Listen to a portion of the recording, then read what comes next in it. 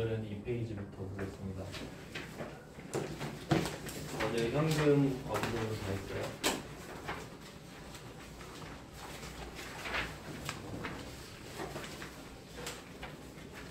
지금 하고 있는 순서를 다시 보면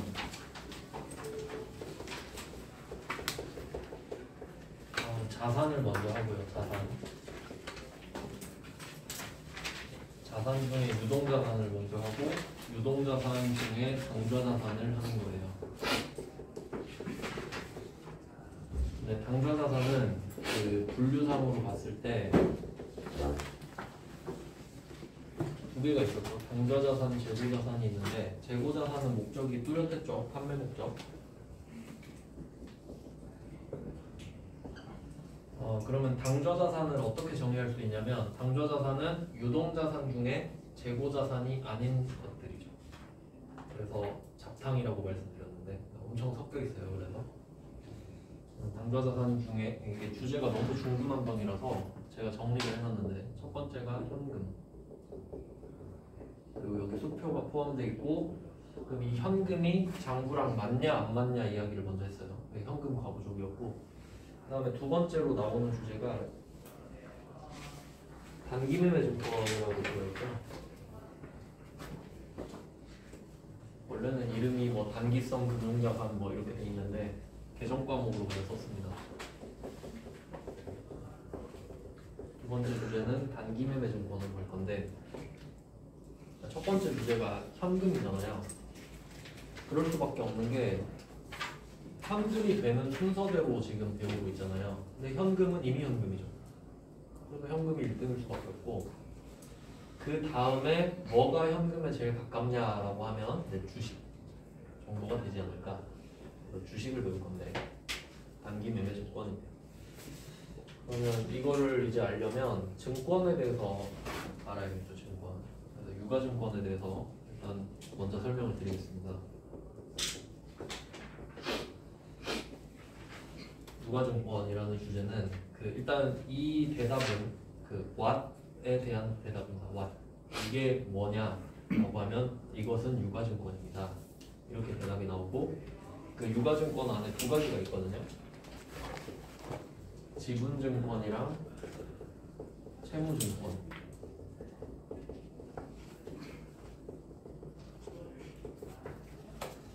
지분증권이랑 채무증권도 what에 대한 대답입니다. 무엇이냐라고 하면 지분증권, 채무증권이다. 이렇게 대답이 되는 거죠.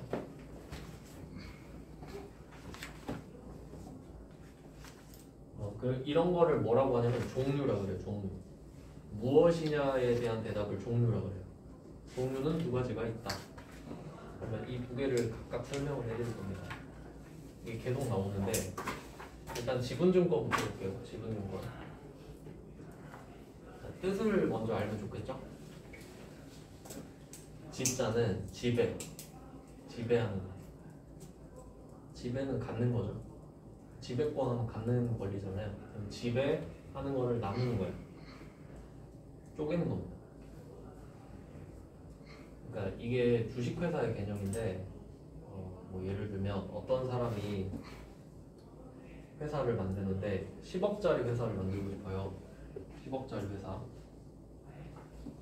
10억짜리 회사를 투자를 하려고 그래. 그러니까 자기가 10억이 있는데 이걸 은행에 넣기는 아깝고 좀 사업 잘하는 사람한테 투자를 맡기고 싶은 거예요. 그럼 100억으로 불려줄 수도 있으니까. 근데 내가 혼자서 10억을 다 한 사람한테 투자를 해버리면 걔가 잘하면 좋은데 말아먹으면 10억이 통째로 날아가죠. 그건 좀 위험 부담이 너무 크잖아요. 그러니까 요거를 10명을 모아. 나랑 같은 생각을 하는 애들을. 그래서 한 회사에 1억씩 투자하는 거예요. 그럼 지배권이 10개로 쪼개지죠. 이제 그게 지분증권이에요. 근데 10개로 쪼개놨는데 그 중에 내가 6개 갖고 있으면 그건 내 회사인 거지. 내가 마음대로 통제할 수 있죠. 과반수기 때문에. 뭐 그런 개념이거든요. 지분은 소유권을 나눴다라고 생각하시면 돼요. 그러니까 주식이 많을수록 소유권이 많아지는 개념. 그런 겁니다. 그러면 그림으로 한번 볼게요. 그림 A와 B.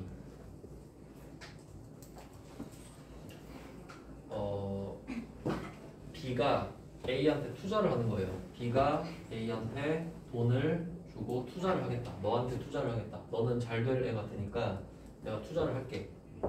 대신 증거를 줘. 내가 지금 너한테 돈 줬잖아. 이 증거를 달라고. 그게 주식이에요. 주식. 그러니까 그만큼 소유권을 가진 거죠. 그게 주식인 거예요. 그게 지분증권이고. 그러니까 투자를 많이 할수록 주식을 많이 줄 거 아니에요. 그럼 그 주식을 많이 가질수록 소유를 많이 했다는 뜻이 되는 거죠. 그런 의미가 되는 겁니다. 그러니까 주식이라는 물건 자체가 목적이 아니고 투자를 한 대가로 받는 증거라는 거예요. 주식은. 그러면 이제 A랑 B랑 성격이 어떻게 됐지? A 같은 경우는 돈이 생기잖아요. 쓸 수 있는 자산이 늘어나죠. 자산이 늘어나잖아요. 돈 쓸 수 있으니까. 근데 자산은 부채 아니면 자본이란 말이에요.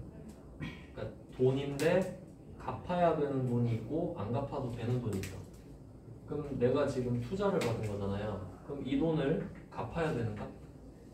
안 갚아도 되지. 네가 날 믿고 투자한 거지 내가 해달라 했냐. 내가 망하면 네가 안목이 없는 거지 하고 털면 끝나요. 그러니까 이 자산은 퀄리티가 자본인 자산이에요. 그러니까 내가 망해도 안 갚아도 돼. 자본인 자산이 늘어나요. A는. 그럼 겉으로 보면 되게 좋아 보이거든요.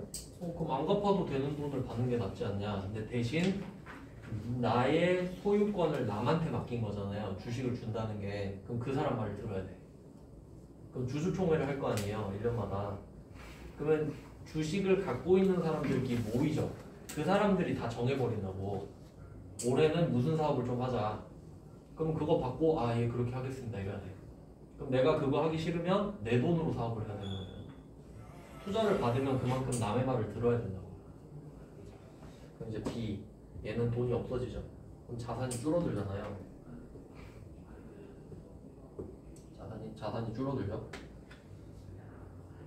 돈을 줬으니까. 근데 얘가 지금 주식이라는 걸 얻잖아요. 그러면 주식을 받아서 이만큼 이래라 저래라 할 수 있는 권리가 생기죠. 그게 또 자산이거든요.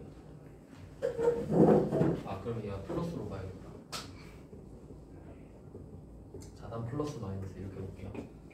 그러니까 돈은 나갔는데 그에 상응하는 만큼 주식이라는 권리가 생겼다 이거지. 주주총회 가서 떠들 수 있는 힘이 생겼다 이거는. 그러니까 B는 등가 교환을 한 거지. 그러니까 이게 좀 헷갈리면 이렇게 생각하면 돼요. 내가 삼성전자 주식을 하나 샀어요. 6만 원에 샀다. 그러면 6만 원은 나갔지만 6만 원어치 가치가 있다고 생각하죠 나는. 왜냐면 가격이 오를 수도 있으니까. 그러니까 돈은 나갔지만 삼성전자 주식이라는 자산이 생겼다. 이렇게 보는 거지. 그러니까 나한테는 주식이라는 자산이 너한테는 진짜 돈이라는 자산. 이런 느낌이에요. 이게 지분주권. 그래서 지금 A 입장이랑 B 입장이랑 완전 다르잖아요. 그럼 지금 우리는 B 입장을 하는 거예요. 그러니까 남의 주식을 집어든 상황이에요. 그러니까 남의 지배권을 쪼개놓은 걸 산 거잖아 지금. 그러니까 지분을 산 거란데 주식을 그래서 지분이라고 그러잖아요. 주식은 지분. 그래서 우리는 지금 B예요, B. 이런 상황입니다. 그러면 그 A 같은 경우는 이 투자받은 돈이죠. 이걸 그 자본금이라는 계정법을 써요. 자본금이라는 말 들어보셨죠? 자본금. 아마 영어로 하면 seedmoney 정도가 되지 않을까? seed가 씨앗이잖아요. 그 뜻이 뭐냐면 그 농사 짓는 걸 한번 생각해봐요. 농사 짓는 거. 그 쌀 한 말, 이쪽 쌀 한 말 있다고 해볼게요. 쌀 한 말. 이걸 그 농사를 짓는데 심으면 한 200평 나오거든요. 내가 이 한 말을 200평에 심으면 어마어마하게 쌀이 많이 나오겠죠? 근데 배고프다고 이 한 말 먹으면 어떻게 돼요? 그냥 굶어 죽는 거야 이제. 그러니까 이 한 말을 그냥 먹을 거냐, 아니면 배고파도 참고 이 한 말을 뿌려서 심을 거냐. 당연히 한 말이 있어야 농사를 지어서 더 많은 쌀을 얻을 수 있잖아요. 그러니까 이런 걸 시드머니라는 거예요. 이 한 말이 시드인 거야, 씨앗. 심어야 된다는 소리지. 그러니까 투자금은 절대 내가 까먹으면 안 되잖아요. 그런 뜻이에요. 그래서 시드머니야. 뭐 그런 개념인 거죠. 그러니까 이 투자받은 돈으로 사업을 시작한다는 소리거든요. 그러니까 사업을 시작하려고 투자받은 거잖아. 그래서 자본금이 돼요. 얘 입장에서는. 그러면 이제 B 입장에서는 뭐라고 생각할까? 얘는 그냥 주식을 산 거잖아요. 그러면 종류는 지분증권이죠. 근데 회계는 what 안 물어본다 했어요. Y만 물어본다 했죠. 그러면 그 주식을 왜 샀냐고 물어보거든요. 첫 번째다. 단타 치려고. 그냥 한 틱이나 좀 먹어보려고 한다. 이름이 단기 매매증권이에요.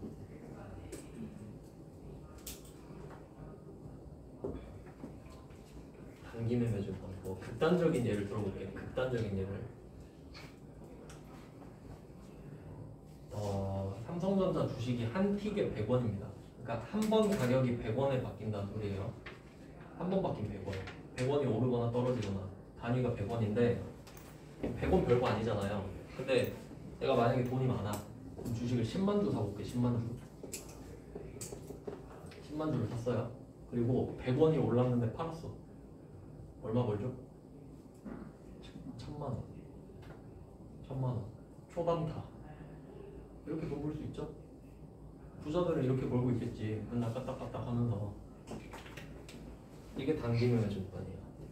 뭐 하루 단위가 될 수도 있고 며칠일 수도 있고 뭐 스캘핑, 스윙, 뭐 데이 뭐 이렇게 하는데 그냥 어쨌든 단기잖아요. 그런 목적으로 산 거. 그러니까 뭐 샀어? 이러면 지분증권이죠. 근데 왜 샀어? 이러면 단기 매매증권. 근데 우리는 왜에 대한 대답만 쓰면 돼요. 그다음에 두 번째, 난 단타는 안 칠 건데. 그러니까 삼성전자 주식 사서 난 그냥 갖고 있어 볼 건데. 적금 대신에 그냥 살 건데. 이럴 수도 있죠. 그럼 단기 매매증권은 아니죠. 그러면 여기서는 안 나오네.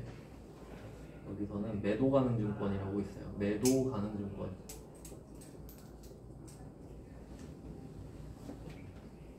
매도 가능 증권.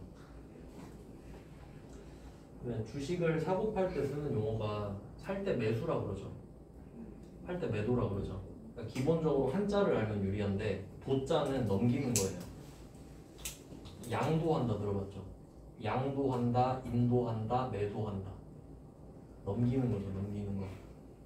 그러니까 뜻을 정확히는 몰라도 되는데 회계는 방향이 두 개밖에 없어요.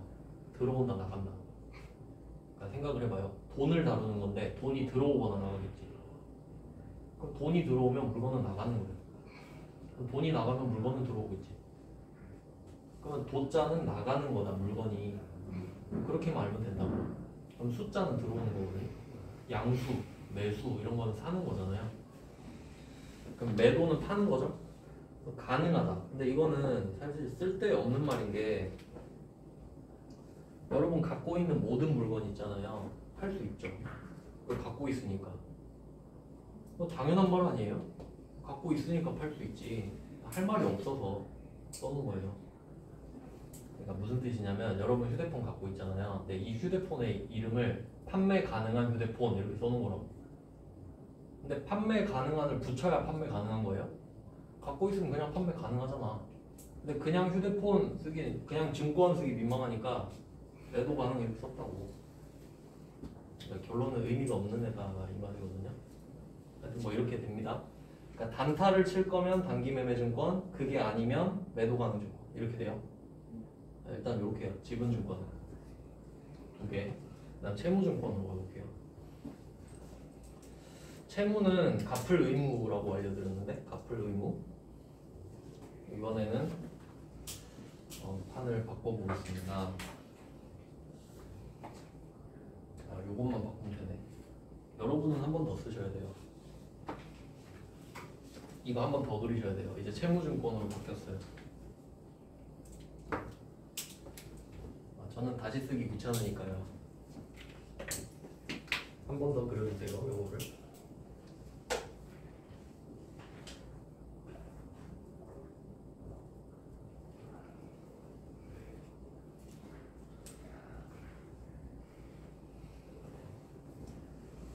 네, 그러면 결과적으로 똑같은 거는 B가 A한테 돈을 줬다는 거예요. 근데 아까는 투자하려고 준 거잖아요. 근데 이번엔 빌려준 거예요. 빌려준 거예요. 그럼 얘는 돈을 받을 생각으로 준 거예요. 그럼 이때 돈을 주면서 차용 증서를 줘야 돼요. 그래, 네가 돈을 빌려줬으니까 이 준 돈만큼 차용 증서를 써서 줄게. 그럼 이걸 갖고 있으면 나중에 다시 돈으로 바꿔줄게. 이 말인 거지. 그럼 이 돈은 갚아야 되죠. 투자 받은 건 안 갚아도 됐죠. 이건 갚아야 돼요. 빌린 거니까. 그러면 차용 증서를 주겠잖아요. 그러니까 채무지. A 입장에서. 차용 증서를 줬다는 말은 이 돈을 갚아야 된다는 소리죠. 그러면 A한테 채무가 생긴 거예요. 그래서 이게 채권이라고 그래요. 채권.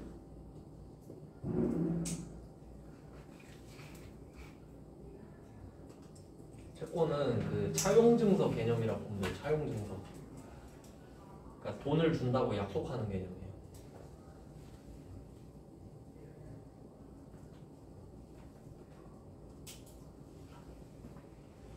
그러면 A는 돈이 늘잖아요. 근데 자산이 늘면서 부채가 늘어요. 갚아야 되는 자산이 느는 거지. 아까는 안 갚아도 됐죠. 아까 지분은 안 갚아도 되는 대신에 쟤가 잔소리하면 들어야 되죠. 근데 얘는 돈을 빌리는데 쟤가 나한테 잔소리할 권리는 없어. 왜냐면 난 너한테 돈을 갚을 거거든. 요게 차이가 나요.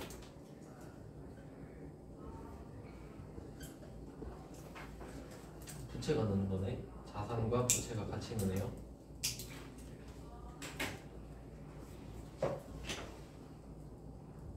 그러니까 이런 개념을 알고 나면 어떤 생각도 할 수 있냐면 내가 돈을 투자받을 수도 있고 빌릴 수도 있잖아요.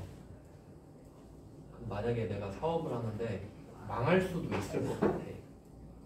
망할 수도 있을 것 같아. 성공할 수도 있고 망할 수도 있을 것 같아. 근데 좀 망할 확률이 좀 있어 보여. 그럼 투자받아야 돼요. 안 갚아도 되니까. 근데 이건 각이 나와. 이거 하면 무조건 대박이다. 이거는 성공 확률이 한 8, 90% 된다. 그럼 빌려야 돼. 그렇게 되는 거예요. 그럼 이건 성공 확률이 높다고 보는 거지 그냥. 그럼 쟤한테 빌린 돈만 갚고 나머지는 다 내 돈이거든요. 근데 주식 아까 그 투자를 받아버리면 걔네들이 돈 다 갖고 가요.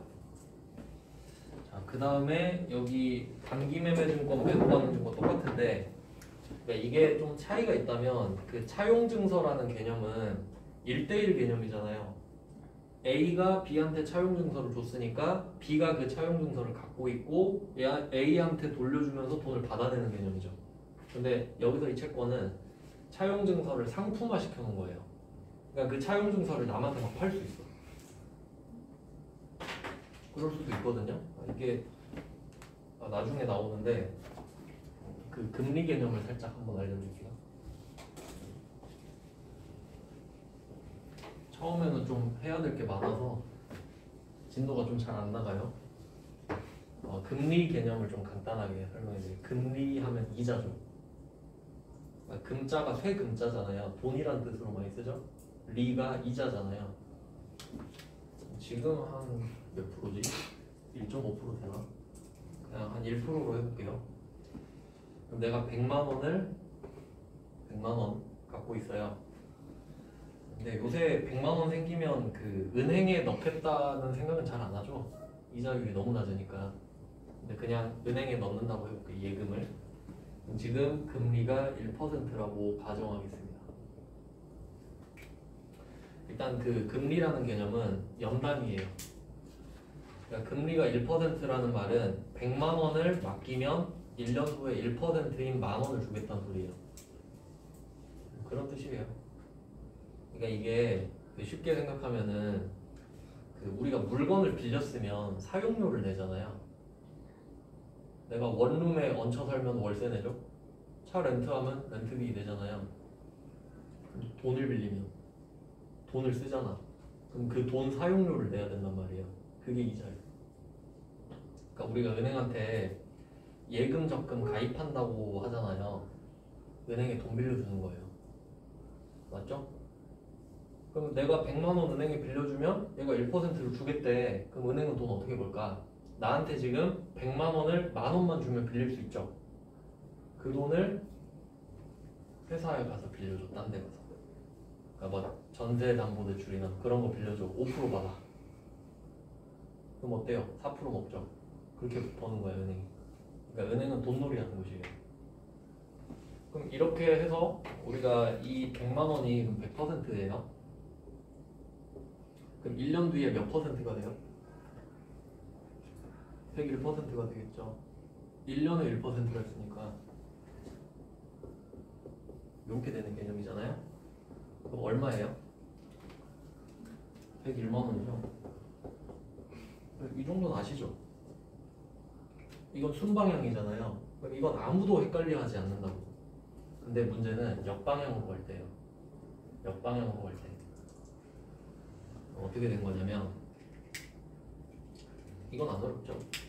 근데 이제 채권을 A가 B한테 줬잖아요. 이게 차용증서라 그랬죠. 개념을 잘 잡아야 되는데 채권, 차용증서를 발행해서 준다는 말은 돈을 빌렸다는 소리예요. 돈을 빌렸으니까 이걸 드릴 테니까 갖고 있으면 나중에 드릴게요 이 말이잖아요. 채권을 발행한 건 돈을 빌린 거예요. 그러면 이때 그 차용증서에 100만 원이 써 있다고 합시다. 100만 원. 그 100만 원을 갚아줘야 될 거 아니에요 나중에. 근데 이제는 어떻게 되는 거냐면 1년 뒤에 100만 원을 내가 갚는다 할게요. 그럼 이제 1년 뒤에 101%라는 건 똑같아요. 네. 근데 어떻게 되냐면 이 101%가 100만 원이 되는 거예요 이제. 이렇게 되는 겁니다. 그러니까 시간이 흐르는 건 똑같잖아요. 그럼 당연히 지금이 100%고 1년 뒤에 101%가 되는 건 똑같은 거예요. 근데 금액만 달라졌다. 근데 그게 101%가 100만 원인 거예요. 그 말은 이거를 역으로 추적을 하면 이거 뭐 99만 얼마 이렇게 되겠죠. 이걸 현재 가치로 할인한다 그래요. 그러니까 내가 1년 뒤에 100만 원인 건 아는데 지금은 얼마지? 모르잖아요. 이걸 계산하는 공식이 있거든요. 이자율로 나누면 되는 개념인데 근데 우리가 이걸 계산을 하자는 게 아니라 이 원리는 알고 있어야 된다는 소리예요. 그러니까 이 말은 지금은 90만 얼마에 정확히 한번 제가 구해볼게요. 저거 어떻게 구해야 되냐면 100만 원이 101%잖아요. 그럼 나누기 101을 해. 그러면 101 조각으로 쪼개지죠? 거기에 100개를 다시 모으는 거예요. 그러니까 101분의 100을 곱하는 거지. 그러면 99만 99원 나오거든요. 설명을 위해서 한번 써볼게요. 95만 99원 이렇게 나와요. 그러니까 오늘의 가치는 그러니까 내가 만약에 1년 뒤에 100만 원을 받을 수 있는 걸로 바꿔볼게요. 그럼 내가 1년 뒤에 100만 원을 받으면 그게 101%인 거라 했죠? 1년의 시간이 지나니까 그럼 오늘은 100%잖아요. 그럼 내가 1년 뒤에 100만 원 받는 건데 요거를 오늘 받았다 치면 얼마지? 하니까 90만 99원이에요. 그러니까 이 말은 뭐냐면 현금은 지금이 제일 비싸다예요. 그러니까 1년 뒤에 받으면 100만 원인데 오늘 받으면 90만 99원을 받으면 그게 똑같은 가치가 되는 거예요. 그런 개념이에요. 그러니까 이건 뭘 의미하냐면 시간이 1년 뒤로 갈수록 금액이 점점 커지는 개념이지. 네, 그런 개념입니다. 그 방향을 좀 알고 있어야 돼요. 그러니까 이건 뭘 의미하냐면 내가 1년 뒤에 100만 원을 받을 권리가 있어요. 그럼 이제 90만 99원으로 시작했잖아요. 근데 만약에 6개월이 지났어. 6개월이 지나면 한 대략 99만 5천 원 정도 되지 않았을까? 그러니까 내가 시간으로 돈을 산 거라고 그러면 6개월을 기다렸잖아요. 존버를 했잖아.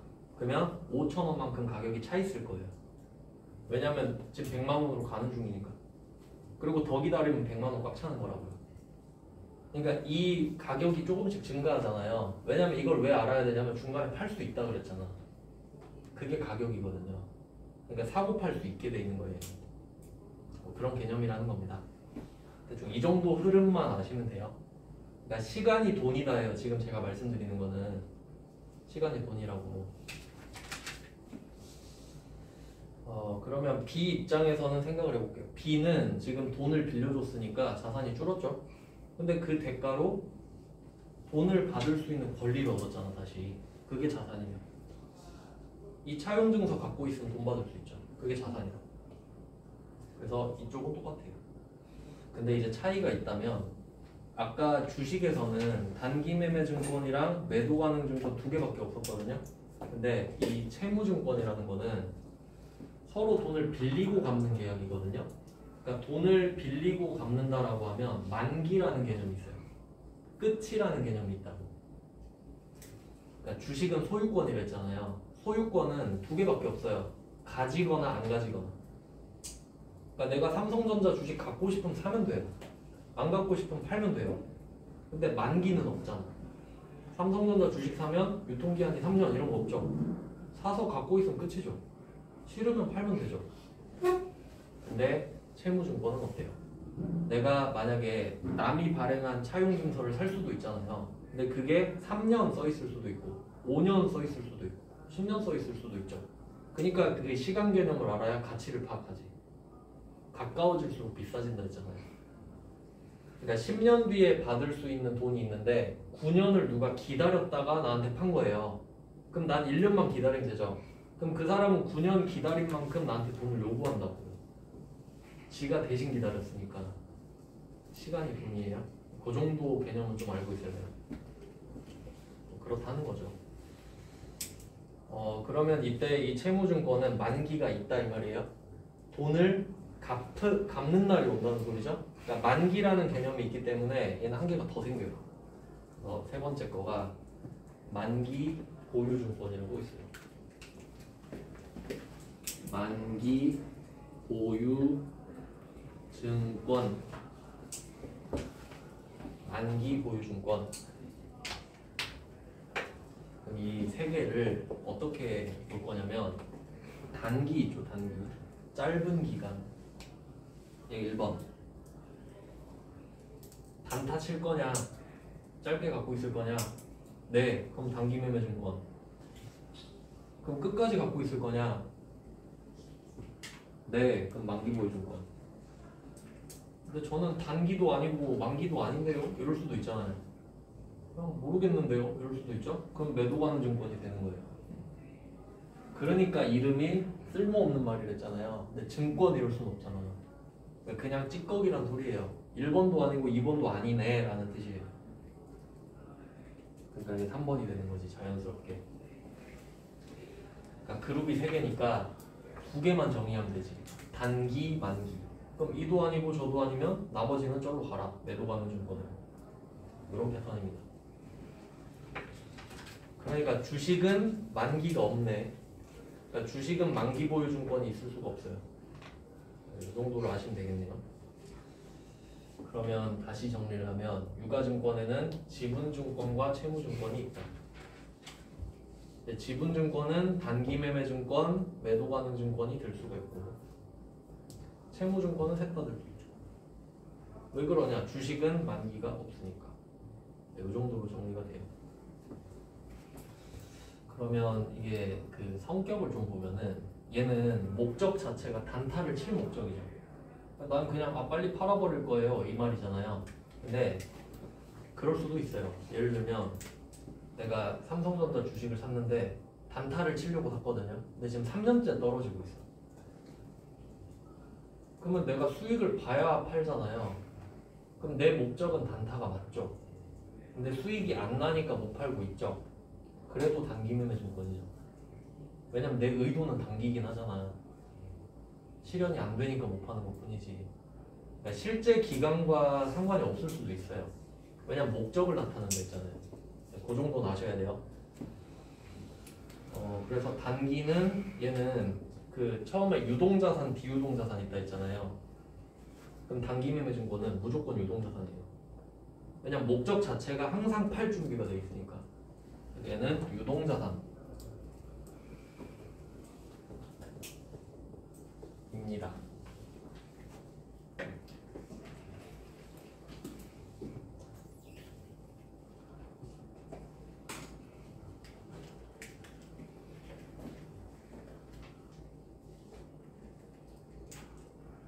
다음에 만기 보유증권 이거부터 할게요. 원래 얘가 2번이니까 얘는 만기라는 말이 있잖아요.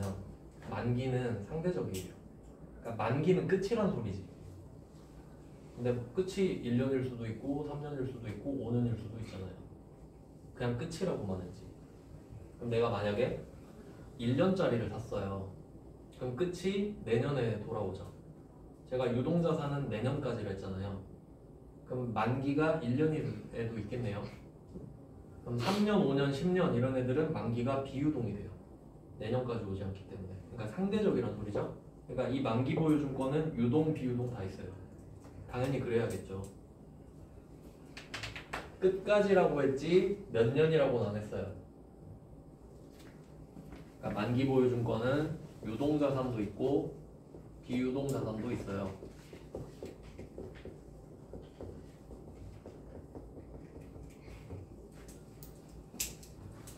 일단 이 두 개는 쉬워요. 이 문제는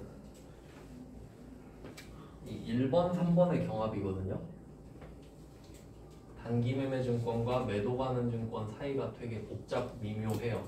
이 디테일을 되게 잘 알아야 돼요. 왜냐면 단기랑 만기는 엄청 상반된 거라서 헷갈릴 게 전혀 없거든요. 근데 이 매도가 나머지이기 때문에 경계를 잘 알아야 돼요. 그러니까 단기가 아니면 매도가 돼버리거든요. 그럼 단기가 뭔지 정확히 알아야 돼요. 자세히 한번 보겠습니다. 지금 단기매매증권이 되려면 전제가 필요한데 이게 시험에 잘 나옵니다. 단기매매증권이.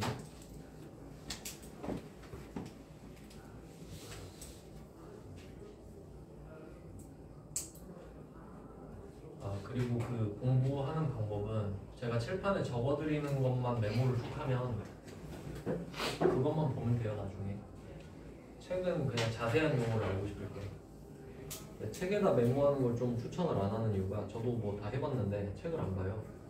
어디 써 있는지 못 찾아요. 책이 너무 많아가지고. 그래서 노트를 따로 하는 걸 좀 추천합니다. 나오는 것만 따로 적어드릴 테니까. 단기매매증권이 어떻게 돼야 하느냐 하면 두 가지 조건이 필요해요. 두 가지 조건인데 AND 조건입니다. 첫 번째는 목적이 단기 매매의 목적이어야 돼요.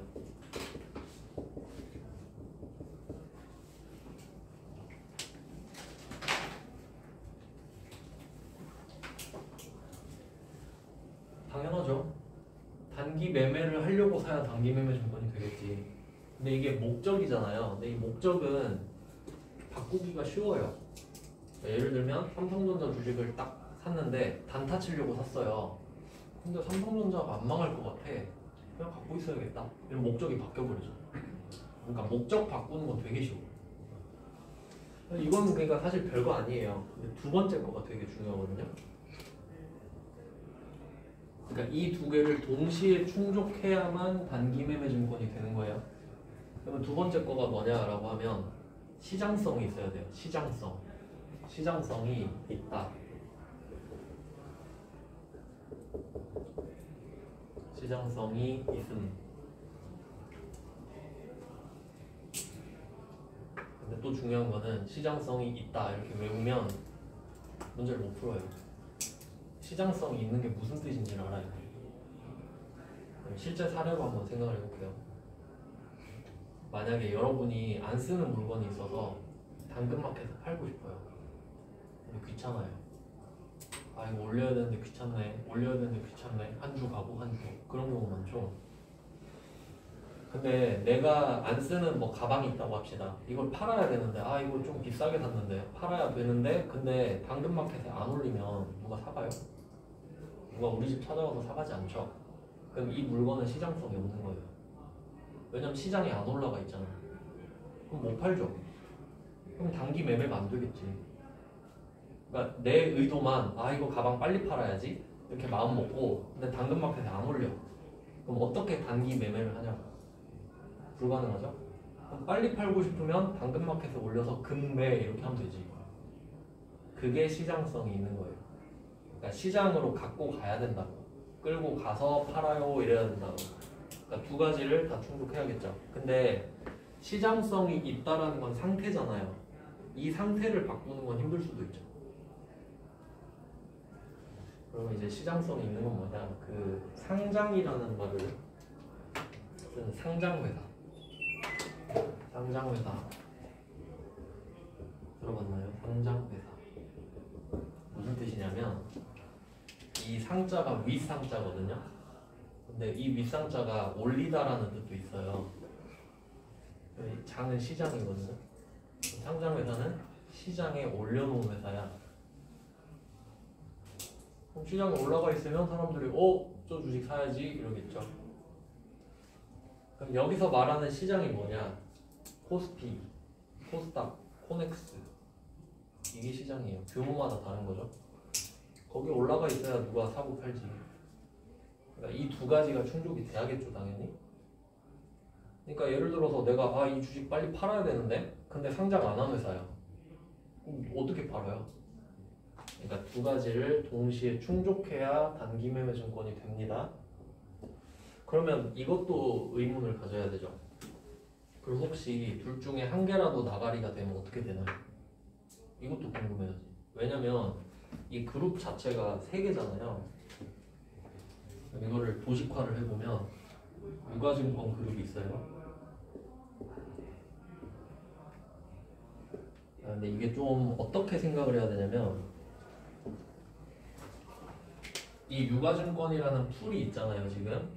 근데 이걸 나누는 기준이 두 개가 있는 거예요. 첫 번째가 종류가 뭐냐 하면 두 개로 딱 나눠서 지분증권, 채무증권이에요. 근데 유가증권을 왜 샀냐 그러면 단기매매증권, 만기보유증권, 매도가능증권이 되거든요. 근데 풀 자체가 바뀌진 않아요. 그 말은 뭐냐면 여기 계신 분들을 제가 나눠볼 거예요. 첫 번째 기준 남자 여자 나눌 수 있죠. 근데 두 번째 기준은 안경을 썼다 안 썼다 그렇게 나눌 수 있죠. 근데 기준 바뀌었다고 수가 바뀌나요? 전체 수가? 전체 수는 안 바뀌지. 그런 개념이에요. 그러니까 목적 위주로 보면 세 개로 바뀌는 거예요. 왜 샀냐로 바뀌는 거예요. 근데 뭐냐 이러면 지분 채무 이렇게 되는 거라고. 그런 개념이에요. 근데 우리한테는 일단 세 개가 중요하니까 얘만 알면 돼요. 그러면 첫 번째가 단기 매매 증권이 있다고 합시다. 그럼 단기 매매 증권이 뭔가요? 라고 물어보면 저거 말해주면 돼. 단기 매매 목적이어야 되고 시장성이 있으면 된다. 둘 다 통보했어? 네, 그럼 넌 일로 들어가 하면 되죠. 그럼 만기보유증권은 일단 만기보유증권이 되려면 채무증권이어야 됩니다. 당연하죠. 주식은 만기가 없으니까. 그럼 채무증권한테 가서 물어봐요. 야, 너 만기까지 갖고 있고 싶어? 네. 너 만기보유증권이네. 끝났죠? 그러면 여기 남는 공간 있잖아요. 이게 매도가능증권이겠지.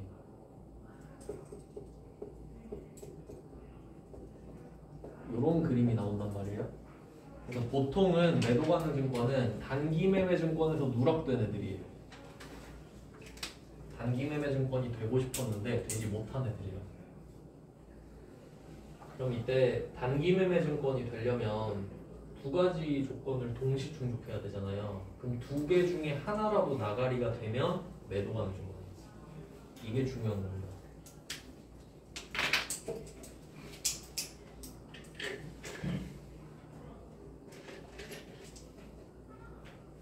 그럼 상황을 자세히 한번 볼게요. 두 개를 다 충족해야 되잖아요. 그럼 첫 번째는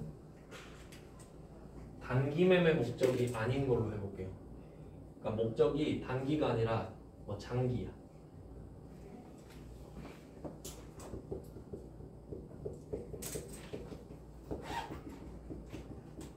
장기 매매 목적이다. 난 워렌 버핏을 존경해. 그래서 주식을 사면 난 10년 동안 갖고 있겠어. 이런 사람 있겠죠? 삼성전자 주식을 샀어. 그럼 삼성전자 주식 시장성 있죠. 코스피에 올라가 있으니까. 그럼 장기 매매 목적으로 샀어요. 그럼 얘는 단기 매매 증권이 아니겠지. 그럼 뭐겠어요? 매도가능 증권이지. 왜냐면 단기 매매 증권 아니죠? 만기 보유 증권도 아니죠? 매도가는 증권이야. 이렇게 되겠죠? 근데 만기가 유동 비유동 있었죠. 그럼 매도 가능 증권은 어떤 성격을 갖고 있냐? 장기 매매 목적이죠. 그럼 오래 갖고 있고 싶잖아요. 그럼 내년까지 안 팔 확률이 높거든요. 그럼 비유동 자산인 매도 가능 증권이 되겠지. 장기 목적이니까. 그럴 수 있겠죠.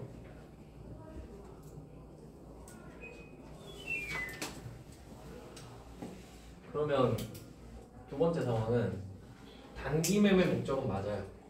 이거 빨리 팔아야지 라고 마음은 먹었어요. 근데 시장성이 없을 수도 있지.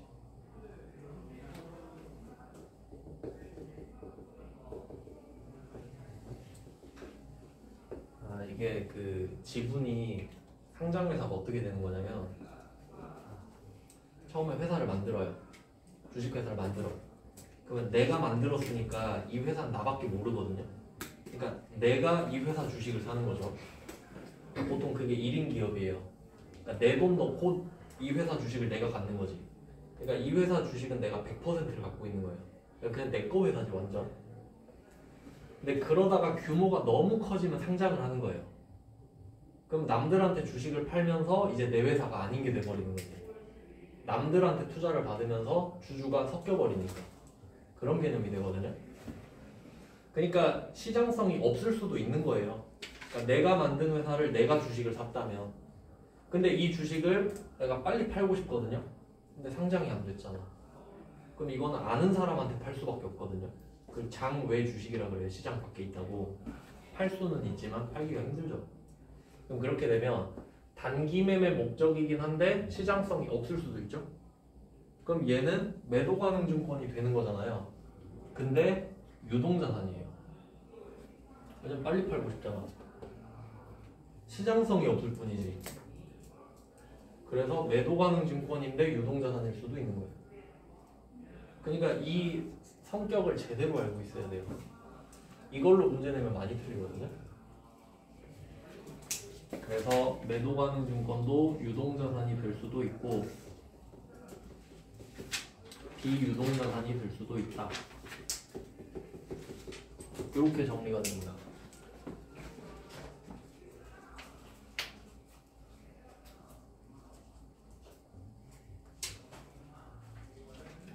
그러면 결과적으로 단기 매매 증권만 비유동자산이 될 수가 없죠. 왜냐면 목적 자체가 난 빨리 팔 거야 이 생각을 하고 있기 때문에. 그러니까 아까 말씀드렸다시피 빨리 팔려고 샀는데 가격이 떨어져서 못 팔 수도 있잖아요. 근데 마음은 팔고 싶다고. 그러니까 얘는 그냥 유동자산이야. 일부러 안 파는 게 아니기 때문에. 그러니까 회계에서는 목적이 제일 중요한 거야. 목적. 이렇게 정리가 됩니다. 그러면 이 세 개가 유가증권인데 매도 만기는 비유동으로 섞여 있잖아요. 근데 얘 둘은 비유동이 기본값이에요. 그냥 기본값이에요. 왜냐면 만기가 보통 뭐 3년 이상 이렇게 되고 보통 매도 가능 증권도 보통 장기일 확률이 높거든요. 그러니까 기본값도 있긴 있거든요. 그러니까 기본값은 단기 매매 증권은 유동자산밖에 안 되겠죠. 선택권 없으니까. 근데 이 매도는 비유동이 기본값이에요. 만기도 비유동이 기본값이에요. 그러니까 이 매도랑 만기는 지금 안 배워요. 비유동자산에서 배워야겠지. 근데 셋이 관계는 있으니까 같이 묶어서 한번 해드린 거고. 되게 복잡하죠. 근데 제대로 안 해놓으면은 나중에 이거 대충 하면은 기억 하나도 안 나거든요. 이렇게 해도 안 날 거예요. 그나마 그래도 자세히 보는 겁니다. 이렇게 해서 이 중에 단기 매매 증권을 할 거다. 왜냐면 우린 지금 유동자산을 하고 있고 당좌자산을 하고 있기 때문에 유동자산을 하고 있기 때문에가 되는 거지. 그럼 얘네들은 비유동자산에서 배우겠구나가 되겠죠. 그러면 8번 문제를 한번 보겠습니다. 8번 문제를 한번 읽어보고 좀 쉬다가 계속 풀어볼게요.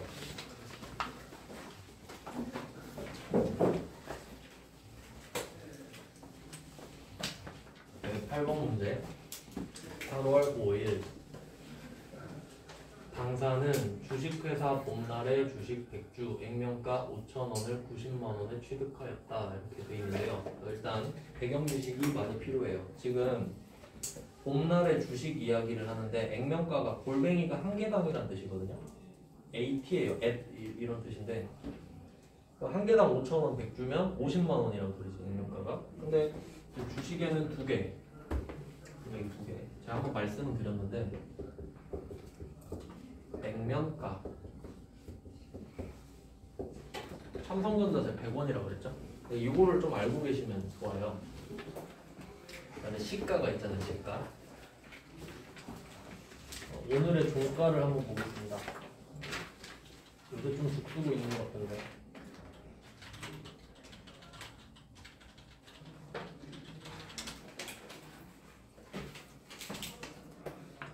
67,400원이네 오늘 종가가. 자, 그럼 이 두 개의 의미를 한번 볼게요. 왜 이렇게 차이가 많이 날까? 액면가는 무슨 뜻이냐면 처음에 삼성전자 만들었을 때 있죠. 처음에 그때는 삼성전자가 잘 될지 못 될지 아무도 몰랐겠죠. 처음에 그때 100원에 팔았다고 한 주를. 그러니까 어떤 사람이 삼성전자한테 10,000원을 투자했다고 해봐요. 그럼 주식 100개 줬다고. 우린 액면가가 100원이니까 10,000원을 주셨으니까 100개 드릴게요. 이랬다. 정확히 따지면 삼성전자 액면가가 5,000원이었어요 원래. 그때 주가가 한 200~300만 원 했죠. 한 주에. 한 주에 300만 원이었어요. 못 사죠. 그러니까 50개로 쪼개서 이렇게 된 거거든요. 뭐 그런 개념인데 그럼 100원인데 왜 갑자기 67,400원이 되냐? 처음엔 100원이라고 그랬죠. 근데 삼성전자가 장사를 계속 잘하잖아요. 그럼 옆에서 누가 200원에 산다 그래요. 너 그 100원에 샀지 내가 200원에 살게. 왜냐면 잘 될 것 같으니까. 근데 옆에서 또 300원에 사겠대. 그렇게 해서 계속 올라간 거예요. 그러니까 100원은 최초의 그 참고할 만한 가격이죠. 왜냐면 이걸 정해놓고 회사를 만들어야 되거든요. 그러니까 결론은 뭐냐면 액면가는 그냥 법으로 정해놓은 금액이고 우리 삼성전자 주식 100원에 살 수 있나요? 이재용도 못 사죠. 참고할 만한 금액이다. 그러니까 우리 얼마에 사야 돼요? 시가로 사야 되지. 그러니까 지금 내가 주식을 사고 있잖아요. 그럼 액면가가 의미가 있을까? 없지. 그러니까 이게 무슨 뜻이냐면 이렇게 바꾸면 돼요. 삼성전자 주식 100주를 674만 원에 샀다. 근데 액면가가 10,000원이래. 이렇게 써놓은 거예요. 그럼 액면가를 왜 알려주지? 이렇게 말을 해야지. 그럼 액면가 엑셀표 치면 되죠. 필요가 없잖아. 그러니까 이 데이터를 받아들일지 말지 판단을 해야 된다고. 알아야 할 수 있죠. 그럼 내가 주식을 사고 팔 때는 액면가가 필요가 없잖아. 그럼 지금 주식을 사는 거잖아요. 그럼 액면가가 필요가 없다. 이렇게 나와야지. 일단 뭐 이렇게만 해놓고 좀 쉬다가 또 보겠습니다.